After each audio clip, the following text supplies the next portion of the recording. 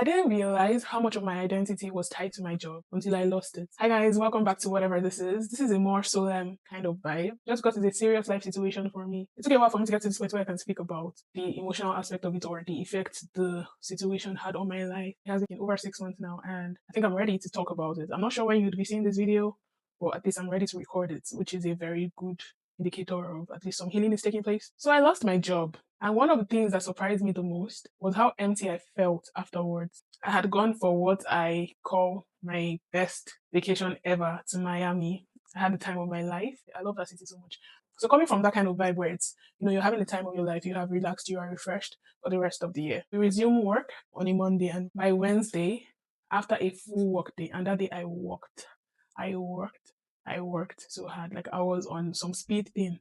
I worked so hard. And after that work day, I got terminated. And I remember sitting there just dumbfounded because it was such a drastic decision. And I don't think there was a lot of consideration for me. Now, I am a very straightforward person. I will say I messed up when I messed up. I did make some mistakes. However, there were circumstances surrounding it that I don't think is wise for me to get into. But there were some things that were said that were not true. As at the point of the meeting, the decision had already been made. To be honest, I don't even know. That meeting was pointless. They could have just given me the letter.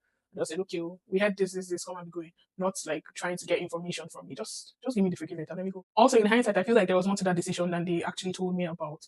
Well, it is what it is. What followed after was the hardest part. My day suddenly had no structure, no experiments to plan or prepare for, no places I needed to be, no structured timetable or schedule. And I love doing things with my hands. And my job was a very hands-on job, so I felt lost without it. I would wake up and just sit there, wondering what I was supposed to do with myself. Sometimes I used sleep as an escape. For the first time in a long time, I wasn't needed in the way I had built my life around. That's when it hit me. I had placed so much importance on my job that I didn't know who I was without it. Productivity had become a proof of purpose or usefulness for me. And when that disappeared, I felt useless. When it happened, I was like, this can't be real life. This can't actually be real life. This can't be real. And one would say, oh, it's just a job, you can get another one. But this wasn't the normal, oh, job loss, oh, you can easily get a new one kind of. There are nuances to it that I can't necessarily go into, but I'll probably talk about in coming videos. I've cried before in my life, but this one was different. Like I cried so much that I believe the amount of times I had cried before I lost my job will not amount to anything compared to how much I cried after I lost my job. This season felt very different. It felt endless. It was like every point, everything I tried to do just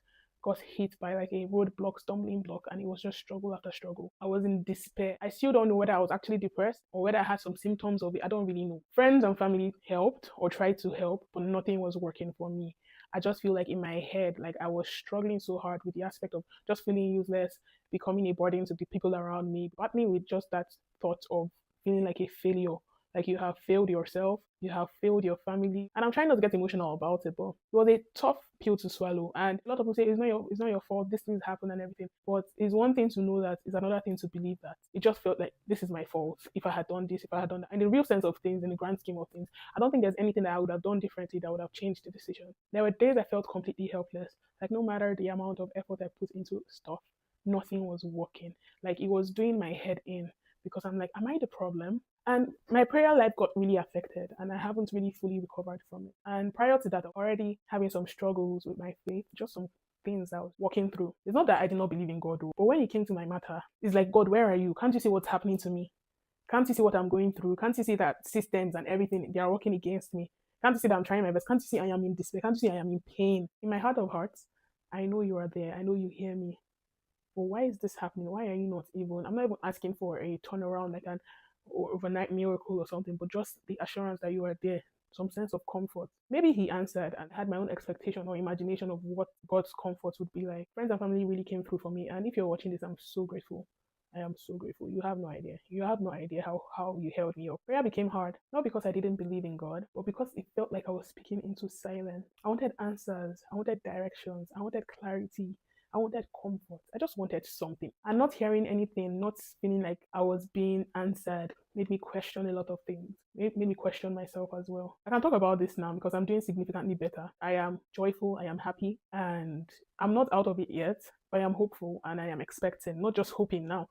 I am expecting a change. I am expecting something good. But I don't want to pretend like it was a quick turnaround. Like I said, it has been 6 months, over 6 months now. It has been an uphill battle, and I'm still trying to navigate the changes this season forced me to make. 2024 or early 2025 Wutachi is not ending of 2025 with Hachi. There has been a drastic change because when your sense of comfort is taken, that's when you begin to realize who you really are. I learned not to get comfortable in places where I am not being intellectually challenged. I learned to always document everything at work. And if you're watching this, this is your sign. Document every meeting, document everything. It might be a pain, but trust me, document everything. I learned that human beings promise and fail a lot. And I guess that's the human aspect of it. But I've just always been a firm believer of not raising somebody's hopes and then falling through. I understand humans err, but I learned not to trust humans, which is sad. But it's more like I became skeptical when someone tells me, oh, okay, I'm going to do this for you. I'm just like, okay, we'll see. So I learned not to trust humans. They promise and fail, even when they mean well. I learned that once you think you've hit your limits, there's even more strength in you than you realize. Honestly, I am the strongest person I know, and I'm not talking physically. I don't know anyone that will go through what I went through, make decisions I had to make, and still be doing this, still be showing up, still be happy, still be dancing. Like in the thick of it, in the thick of everything, I was going to birthday parties, I was going to get togethers, and I was dancing. And anybody that was not in like my inner circle would not have guessed there was something wrong with this person. You know, this person was battling serious things. Segue, don't be deceived. Looks can be deceiving, appearances can be deceiving. Check on your friends, especially the ones that feel look like they have it all together. Check on them, make sure that they're doing well. Because in the grand scheme of things, you never really know what someone is going through. And also be kind. I also learned that when faith feels shaky, the hope that God will eventually come through will carry you through your darkest days. On the flip side, though, the shift to only hope affects your faith and affects your expectations. And that is why I mentioned making a shift from hoping to expecting in my video about what I'm bringing into 2026. I will never again tie my sense of usefulness to anything that can change in the blink of an eye. And I have learned not to ignore subtle red flags in the environments that I am in because in the long run, they matter a lot. I decided to be more intentional about my life, leave fear behind, take the bull by the horn, and never put myself in a position where I'm at the mercy of systems that can change like this. I will put in the work, I will do what I need to do, I will work more in purpose, and I'll leave the rest to God to do his thing. This season changed me slowly, uncomfortably, honestly, and I'm still working through it. I'm going to be sharing this as a series because, like I said, it's a lot of information and it's a lot of things that you can learn from my own experience. I'll give more details along the line about how I worked through the season and how I continue to navigate it. And thank you so much for watching this. This has been whatever this is. If you're still watching, I'm grateful. My channel is about faith, fitness, lifestyle, adulting, and everything in between. And I'm sure you find something useful from my channel. So stick around. Don't forget to like, share, and subscribe. And I'll see you in my next video. Bye.